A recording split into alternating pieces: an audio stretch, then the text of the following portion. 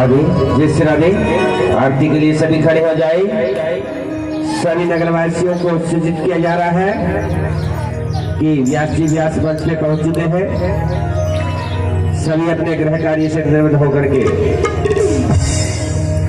श्री राम कथा के प्रांगण में पहुंचे। आगे आ जाए, बड़े बुजुर्ग आगे आ जाए आरती के लिए।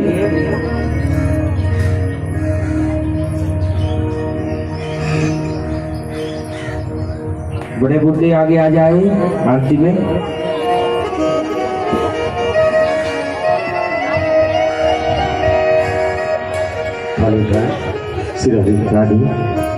बोली श्याम रामचंद्र भगवान की।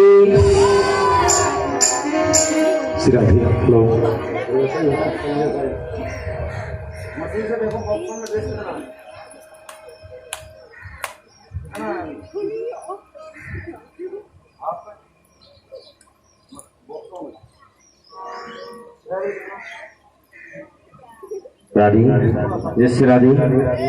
हरि ओम पवित्रमय पवित्र श्री देवा हे समर्थ पुण्यकाक्ष हे ब्रह्मा भवन धर्म ज्योति पुनातु। आरती ले लीजिए सभी। श्री भागवत भगवान की सहयोग श्री भारत श्री रामायण जी की आरती श्री रामायण जी की। तीरथ फल ललित सिया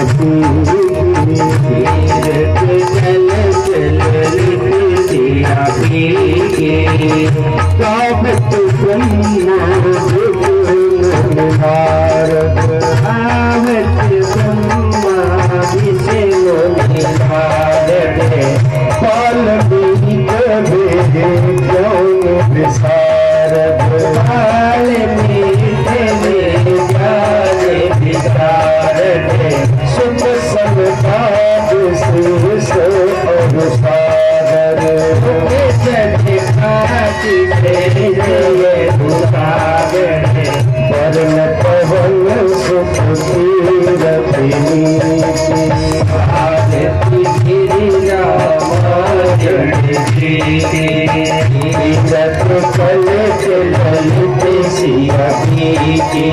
आगे आ जाए माता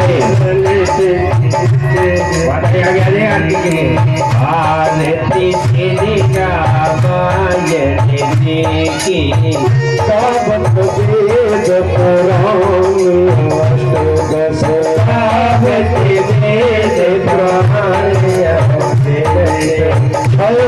शास्त्र सब मन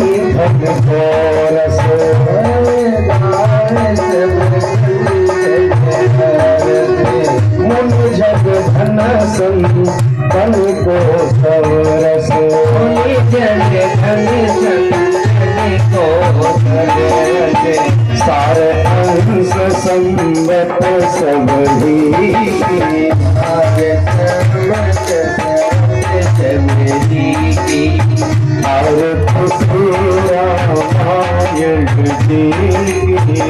आरती श्री रामायण जी।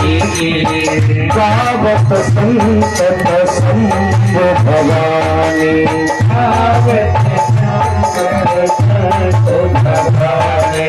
हरो भट्ट संभव मुनि विद्वानी। हरो भट्ट मुनि विद्वानी।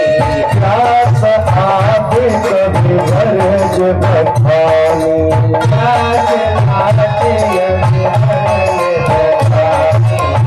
आज भूषंत गरुड़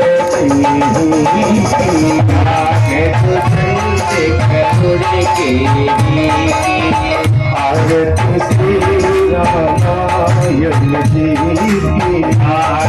श्री रामायण जी की। आरती श्री रामायण जी की।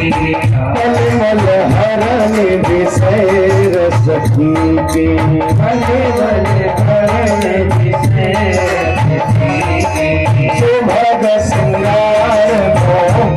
शोभते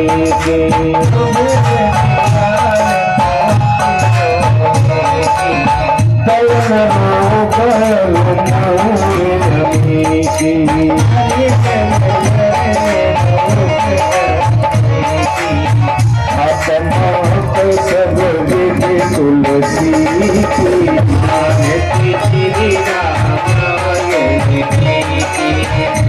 मल कथन तीरथ कल ललित सिया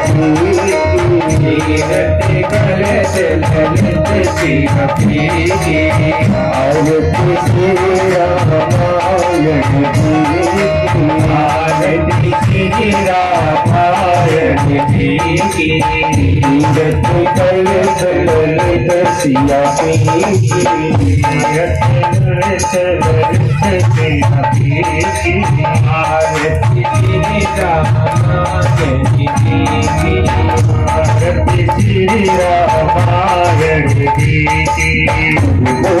गौरम करुणवतारम संसार सारम जुगेन्द्रहारम संतम हृदय भगन भवानी सहितम नमामि त्वमेव माता पिता त्वमेव बन्धो सखा त्वमेव विद्या जगरं त्वमेव सर्वं मम त्वमेव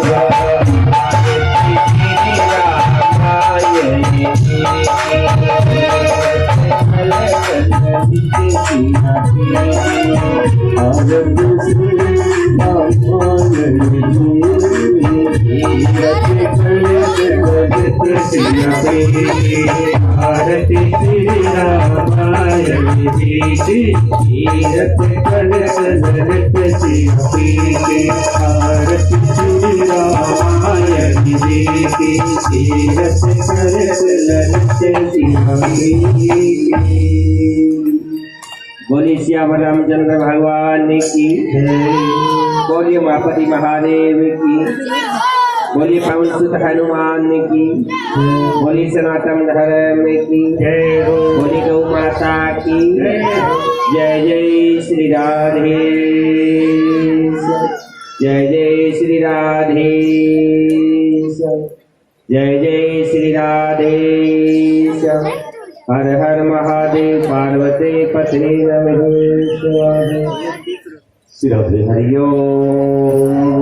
हरिओम राजाधि हृदय वसु साई नमो सर्वस्वाहि कुरुहि कामाख्य समर्थ्यम वकामर्क्य वैष्णव ददातु कुबेराय वैष्णवाहि महाराज जय नमः कुबेराय नमः कुबेराय स्थापयामि पूजयामि ओम पुष्पांजलि चरणकमले समर्पयामि।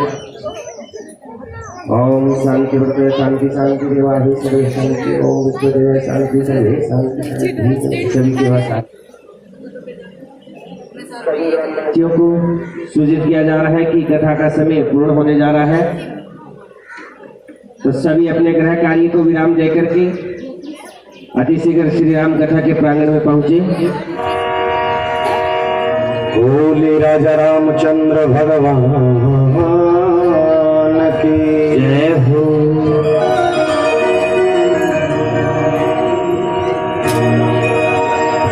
नमः पार्वती पतये हर हर महादेव।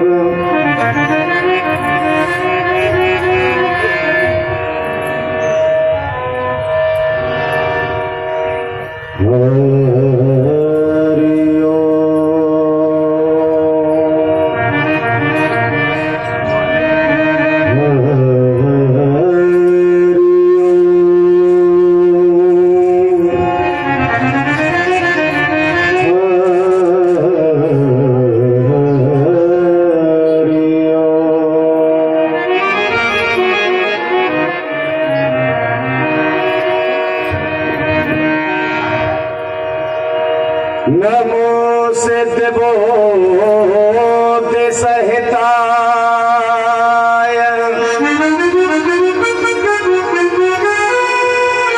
श्रीमन महागणाधिपतये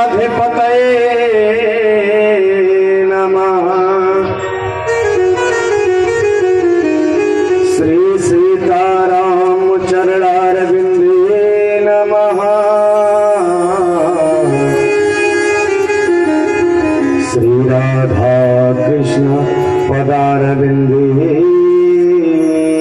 नमः।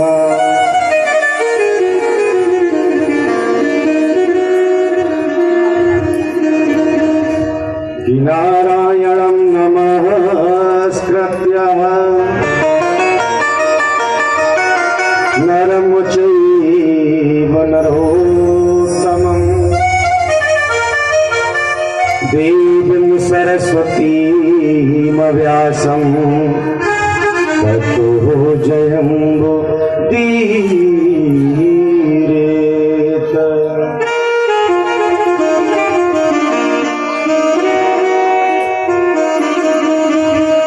गुरुर्ब्रह्मा गुरुर्विष्णुः गुरुर्देवो महेश्वरः गुरु साक्षात् परं ब्रह्म तस्मै श्री गुरवे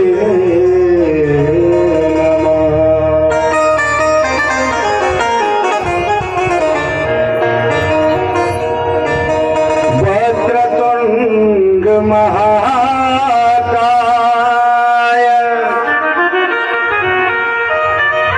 सूर्यकोटि संप्रभा निर्विघ्नं कुरु मे देव सर्वकार्येषु सर्वदा।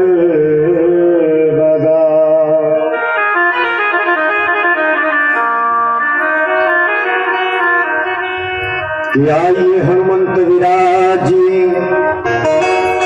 कथा करहु मते अनुसार प्रेम सहित गति धरो सुबैठे पवन कुमार। बोलिए हनुमान जी महाराज की जय। न भाषा भाव शैली है न कविता सार गर्वित है, एक है प्रेम हृदय का प्रभु तुमको समर्पित है। कि हे भक्तवत सलईस तुमको बारंबार प्रणाम है। सर्वे सुमंगल कीजियो सुशंकर तुम्हारो नाम है। बोले शंकर भगवान की, बजरंगबली महाराज की। नमः पार्वती पतये हर हर महादेव। शंभो कैलासपति नमः।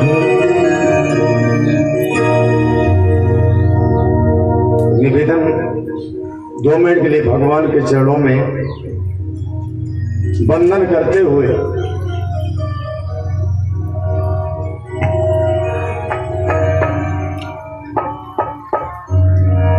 तन पवित्र तीर्थ किए कर पवित्र करदान। मन पवित्र जब होए गो तू भजले हरि को नाम। जय जय राम श्री राम जय राम जय जय राम श्री राम जय राम जय जय राम श्री राम जय राम जय जय राम श्री राम जय राम जय जय राम श्री राम जय राम जय जय राम श्री राम जय राम जय जय राम।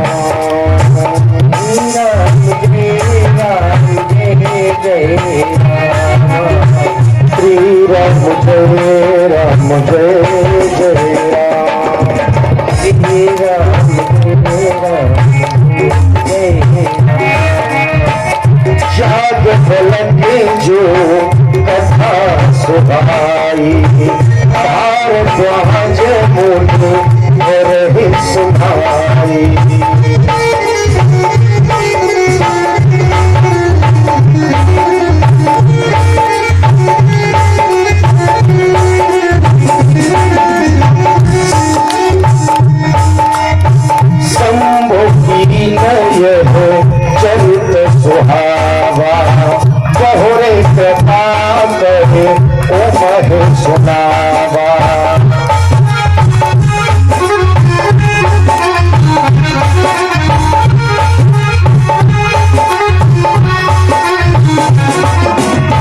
सोई से बसई हो सोई से बता दो हुस्न है दीना, सोई से बता दो राम भगत कार जीना।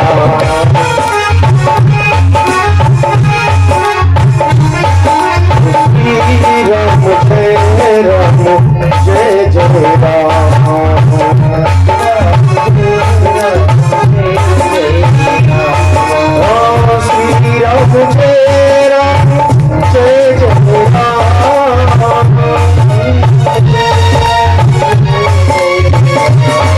ओ श्री राम जय राम जय जय राम।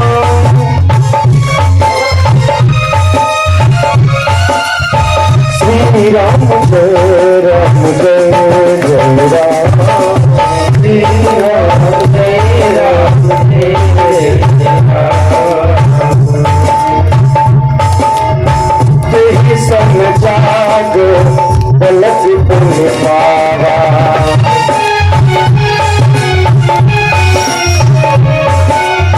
तिन पुत धार गाज प्रतिभावा।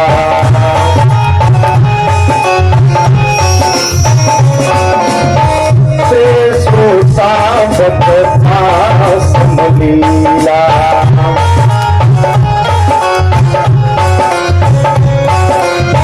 समदर की जान हरि लीला।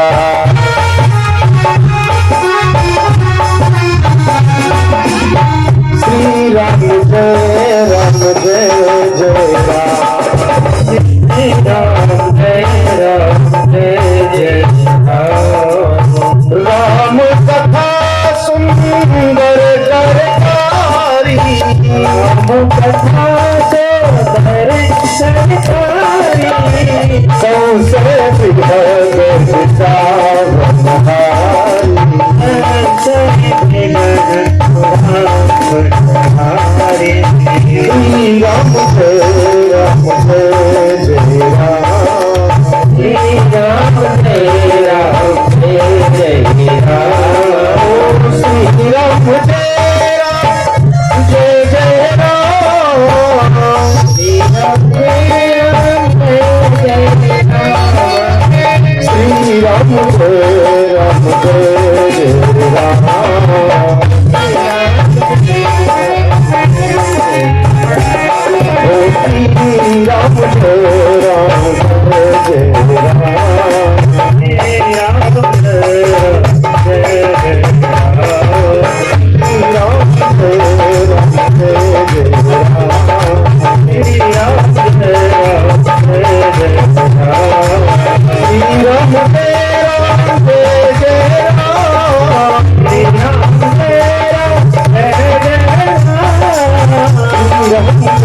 राम जय जय राम।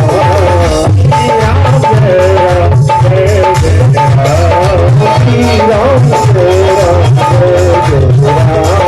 श्री राम जय राम जय जय राम। सोनी राघवेंद्र सरकार की जय हो। उमापति महादेव की जय हो। हनुमान जी महाराज की जय हो। जय जय श्री राम।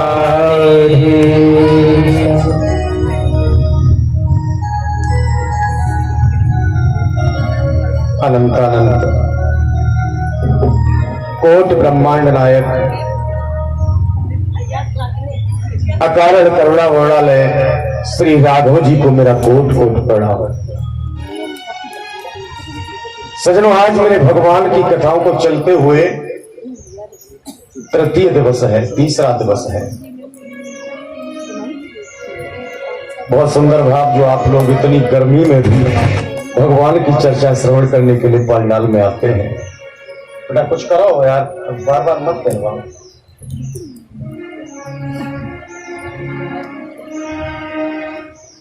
ये भगवान की कथा रूपी गंगा आपके इस गांव किशनपुरा की भूमि पर बह रही है। एक वो गंगा है जो आपको चलकर जाना पड़ता है स्नान के लिए, और एक ये कथा रूपी गंगा है जो गांव गांव जाकर आप लोगों का कल्याण कर रही है। इस गंगा में भी गोता लगाने से वंचित रह गए तो फिर कहीं कल्याण होने वाला नहीं है। आप लोग बड़े सौभाग्यशाली हैं जो इस कथा को श्रवण कर रहे हैं। श्रीमद् भागवत कथा में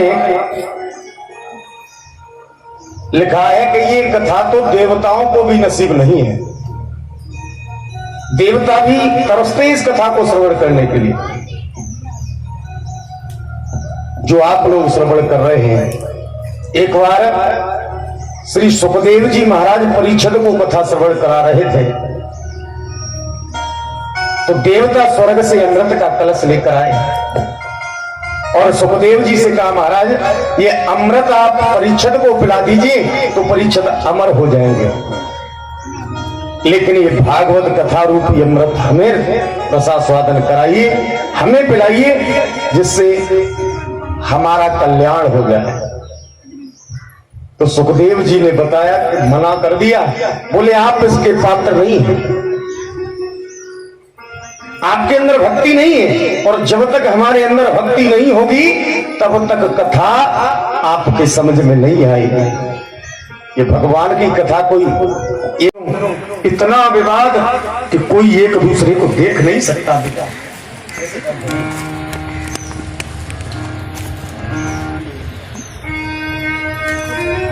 अब तो दोनों भाई दूर दूर से देखते, खेत पे जाते, घंटे 2 घंटे बैठकर बात करते, रोते रहते हैं और वहीं से अलग अलग हो जाते, घर पे अलग बसते हैं, घर वालों को मालूम नहीं पड़ता।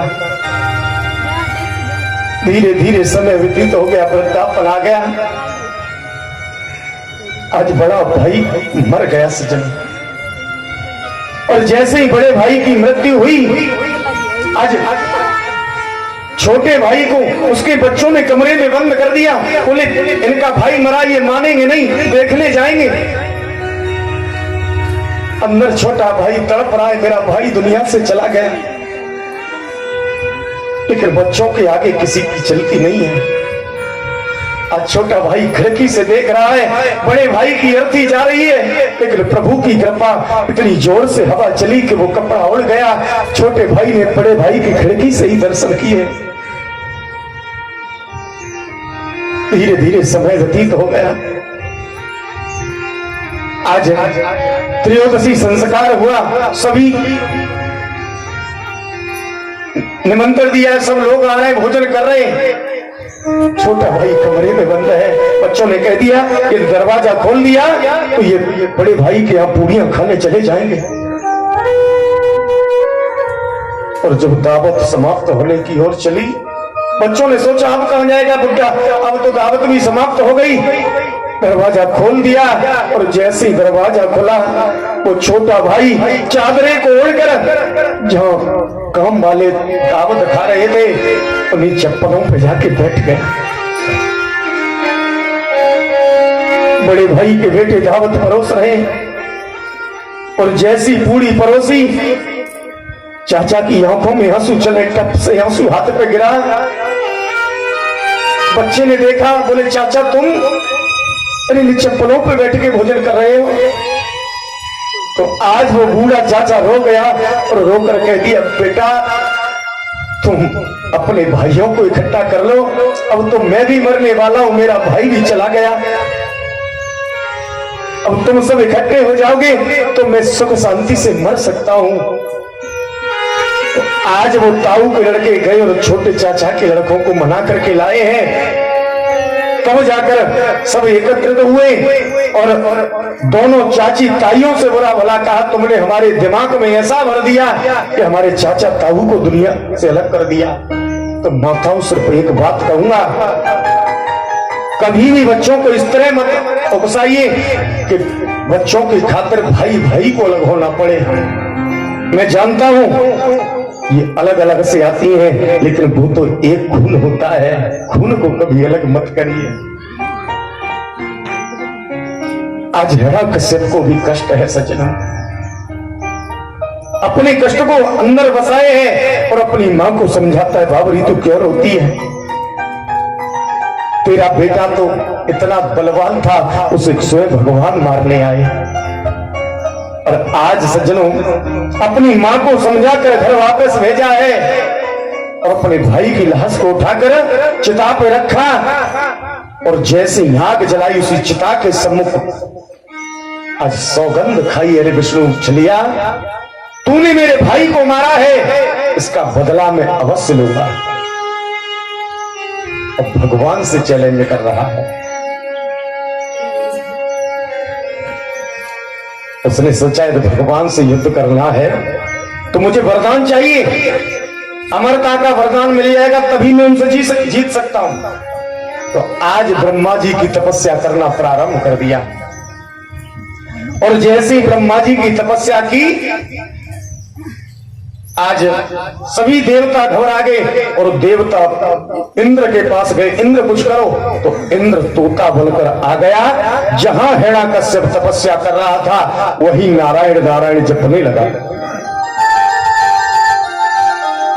और जैसे नारायण नारायण जपा तो हिरण्यकश्यप का मन तपस्या में नहीं लगा।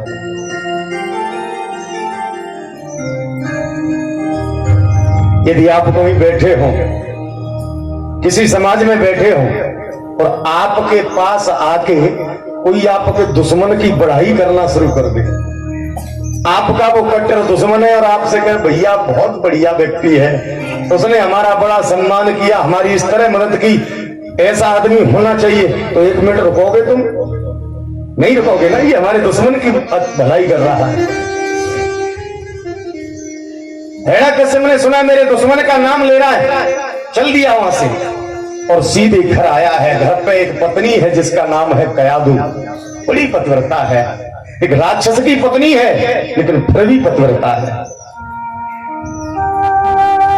कयादू ने जैसे देखा बोले महाराज अरे आप तो तपस्या करने गए, इतनी जल्दी क्यों?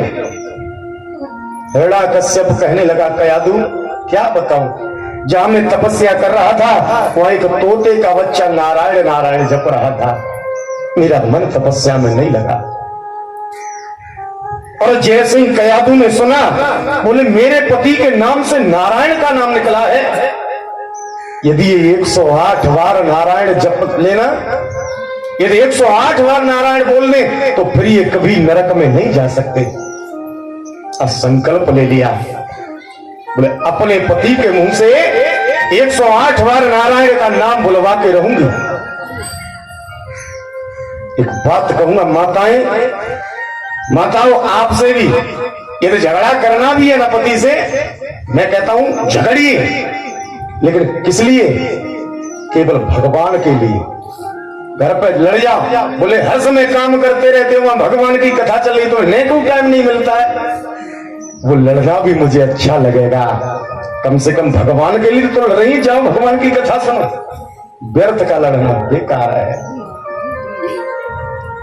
आज संकल्प ले लिया, हिरण्यकश्यप के पास में ठंडा जल लेके गई और पानी दिया। हिरण्यकश्यप ने जल पिया और धीरे से पूछ लिया महाराज वो तोते का बच्चा क्या कह रहा था? हिरण्यकश्यप कहने लगा कयादू वो तोते का बच्चा नारायण नारायण जप रहा था।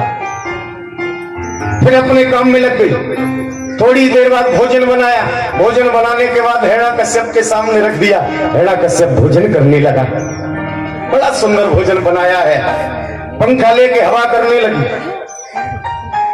अच्छा एक बात बताओ माता भाइयों, ये पंखा से गर्मी शांत होती है बढ़ती है? शांत होती है। आपने देखा होगा बाजार में ये मक्के के भुट्टे बुझाते हैं लोग, आग जला ली उसमें लगा दिया फिर पंखा चलाते हैं, उससे आग शांत होती है बढ़ती है? बढ़ती है ना। इस पंखे से तो कम होती है लेकिन उस पंखे से बढ़ती है, क्योंकि नीचे आग भी तो जल रही है। बैठ गई कयादू। बोले महाराज मैं भी बड़ी भुड़क्कल हूं, सब भूल जाती हूं। वो तोते का बच्चा क्या कह रहा था? हिरण्यकश्यप बोला कयादू तू बार बार मेरे दुश्मन का नाम बुलवा रही है। वो तोते का बच्चा नारायण नारायण जप रहा था। बिस्तर लगा दिया, हिरण्यकश्यप लेट गया। अब तो धीरे धीरे पैर दबाने लगे। एक बात कहूंगा कि माताएं अपना काम बनाने में बड़ी माहिर हैं।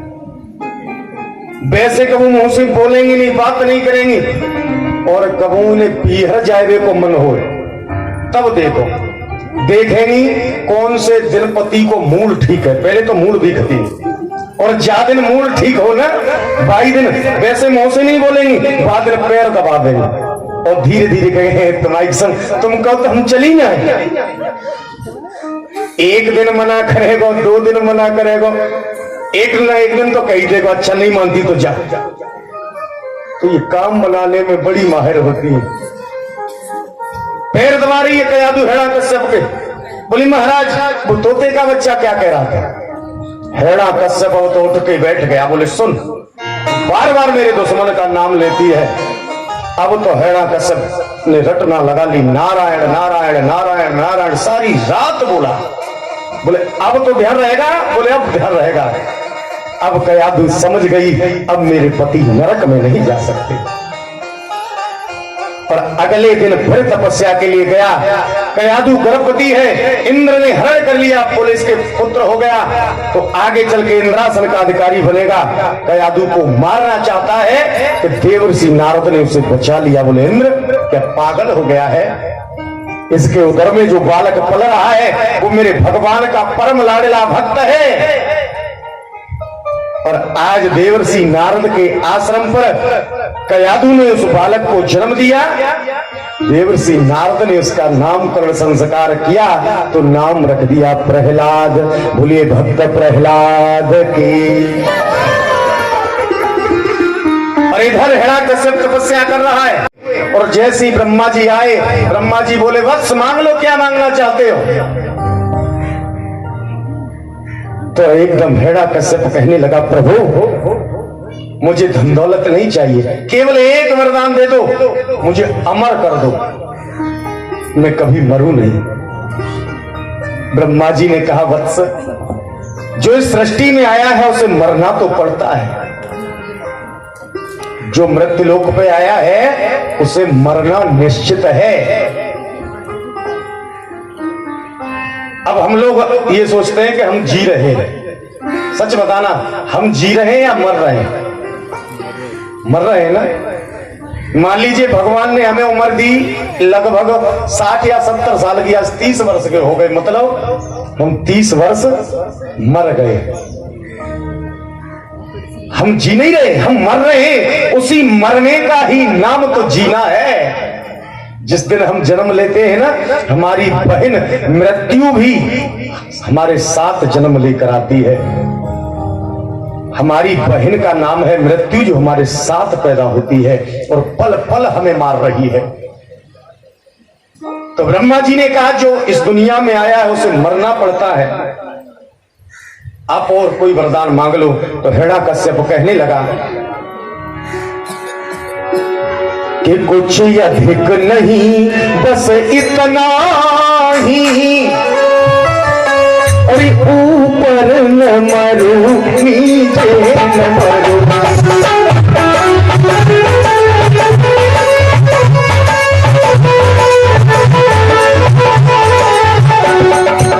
ब्रह्मा जी ने जैसे ही कहा कुछ और मांग ले, तो हिरण्यकश्यप कहने लगा भगवान मुझे सिर्फ इतना दे दो कि न मैं ऊपर मरूं न नीचे मरूं,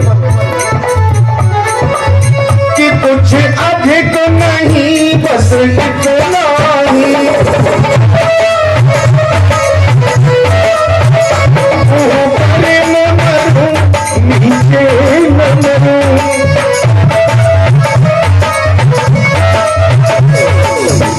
दिन में न मरूं निस में न मरूं, भीतर न मरूं बाहर न मरूं।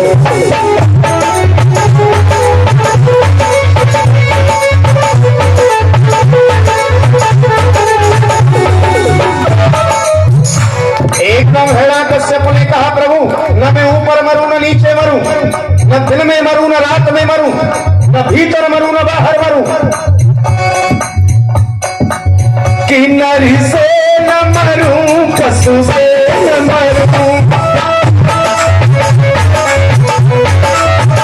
प्यार पे कोई हथियार नहीं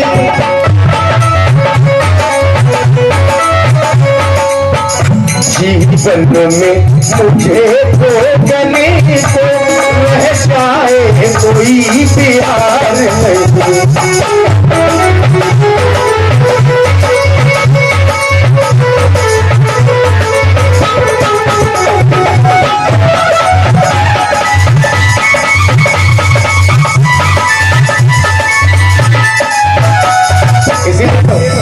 सभी भक्त मीठी मीठी तालियों से किसी राम राम कहे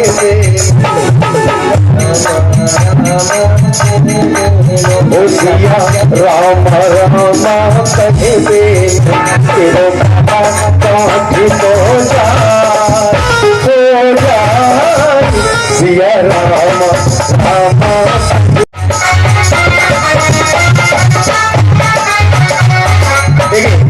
भगवान को नाम लेने में तो जो खर्चा है ना नहीं है ना तो नहीं जोर से ताली बजाओ और गाओ ये नाम बड़ा अलबेला है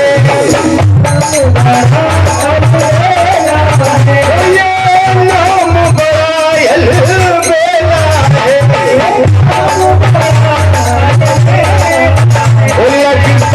भक्तों का मेला है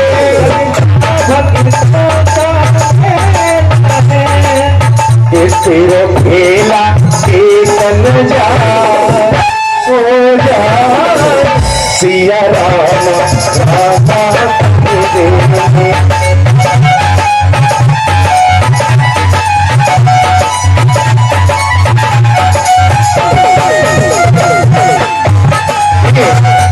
एक बार के लिए दोनों हाथों को उठाकर भगवान के दरबार में जिसे भगवान ने हाथ दिए एक बार के लिए दोनों हाथों पर कर जिसे नहीं दिए वो नीचे रखे कोई बात नहीं लेकिन दिए वो जरूर करें और ध्यान रखना मैं देख रहा हूं या मैं देख रहा हूं भगवान सब देख रहे हैं तो उनसे धोखा नहीं दोनों हाथ ऊपर करके ताली बजाए हरि बोल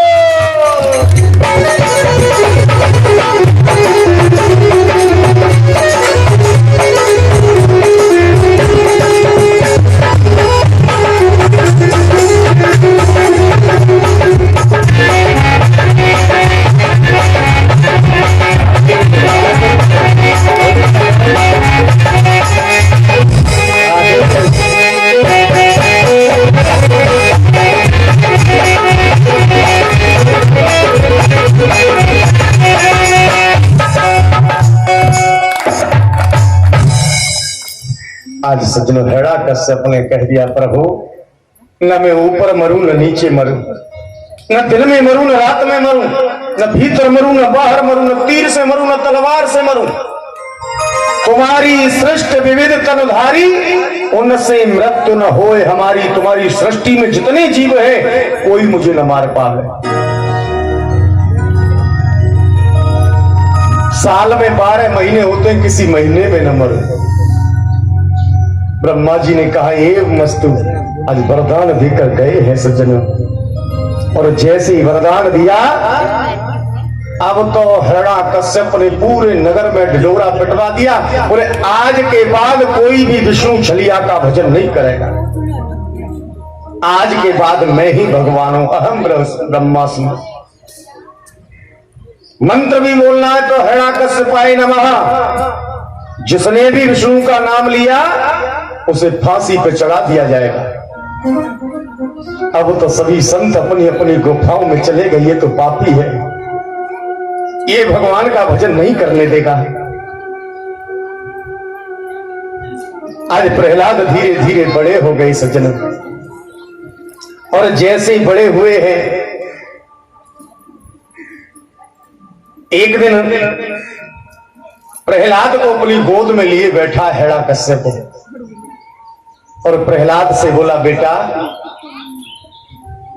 मैं तेरा पिता हूं और मैं ही भगवान हूं तो प्रहलाद ने कहा पिताजी आप झूठ बोल रहे हैं आप भगवान नहीं हैं। भगवान तो दुनिया को रचता है, दुनिया का पालन करता है और दुनिया का संहार करता है। आप भगवान नहीं हो सकते। हिरण्यकश्यप को क्रोध आया, बोले मैं ही भगवान हूं, तुझे मानना पड़ेगा। बोले बिल्कुल नहीं मानूंगा। और जैसे ही कहा तो हिरण्यकश्यप ने प्रहलाद को धम्म से जमीन पर फेंक दिया। बोले मेरा बेटा होकर मेरी बात नहीं मानेगा। पूरा राज्य उसकी बात मानता है, कोई भी भगवान का नाम नहीं लेता। लेकिन एक दिन प्रहलाद नगर की गलियों में भ्रमण कर रहे, धीरे धीरे निकले तो एक आवाज सुनाई दी है सज्जनों, कि रहता था उस राह में एक गरीब कुम्हार, सोनी वहां प्रहलाद ने हा हा भरी पुकार। आज जैसे ही प्रहलाद निकले तो एक कुम्हारी अभा के पास में बैठी बैठी रो रही है। अब हमें बिल्ली के 4 बच्चे दब गए हैं, मेरे भगवान का नाम ले रही है, प्रभु कृपा करिए इन बच्चों के प्राण बचा लीजिए। और धीरे धीरे प्रहलाद पास में पहुंचे, देखा कुमारी बैठी बैठी भगवान को जप रही है। प्रहलाद बोले, ए कुमारी, तू भगवान का नाम जप रही है, तुझे नहीं मालूम? मेरे पिता को मालूम पड़ गया, तुझे फांसी पर चढ़ा देंगे। एकदम कुमारी रोकर बोली, बेटा आज मुझसे धोखे में बिल्ली के 4 बच्चे सभा में दब गए हैं। मैं भगवान को इसलिए याद कर रही हूं, इन बच्चों के प्राण बच जाए। और जैसे ही प्रहलाद ने देखा, कुम्हारी से कहने लगे, कुम्हारी भगवान का नाम लेने से ये बच्चे बच जाएंगे क्या? कुम्हारी बोली, प्रभु की कृपा है, कुछ भी हो सकता है।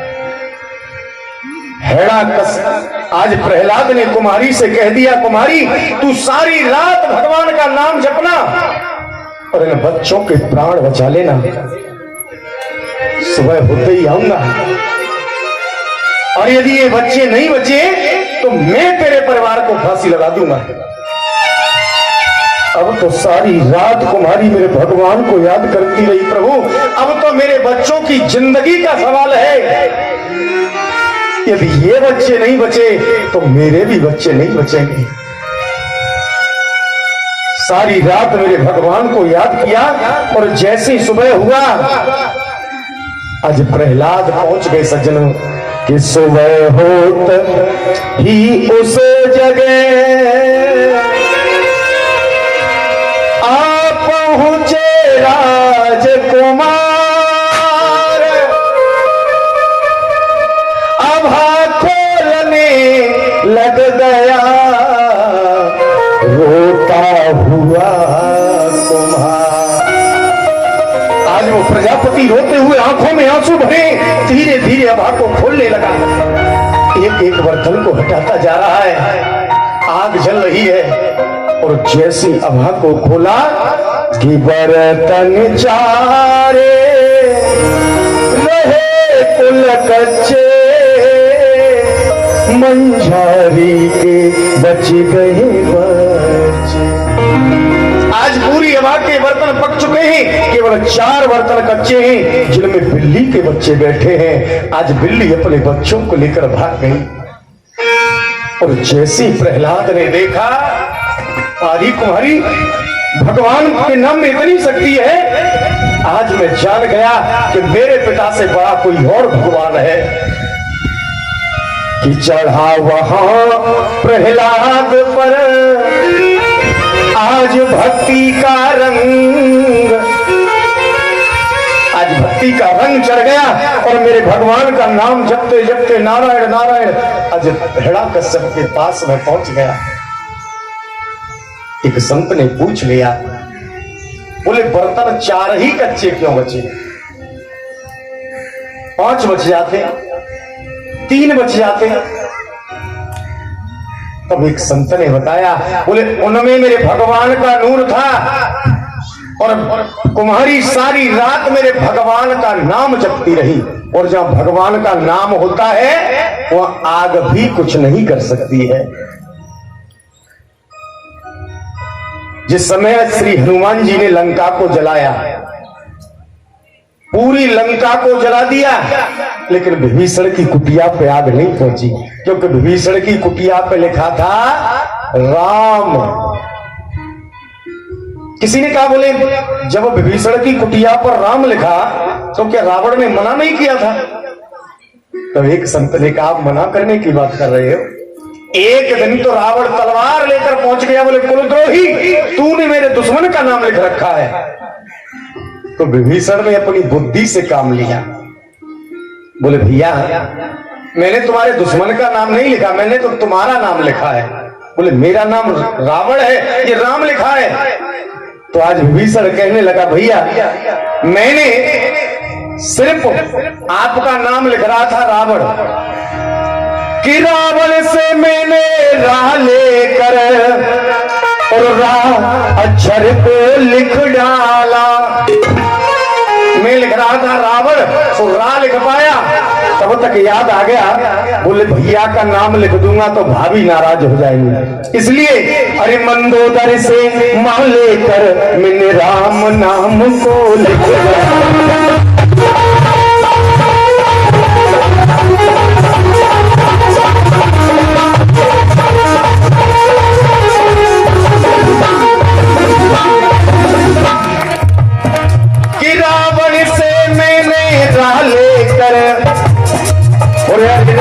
अक्षर को निकला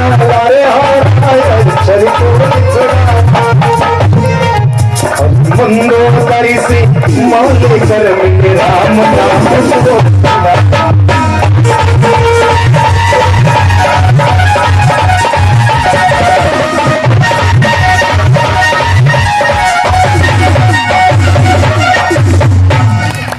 विभीषण कहने लगा, भैया मैंने तो आपको नाम लिखा, मैं लिख रहा था रावण।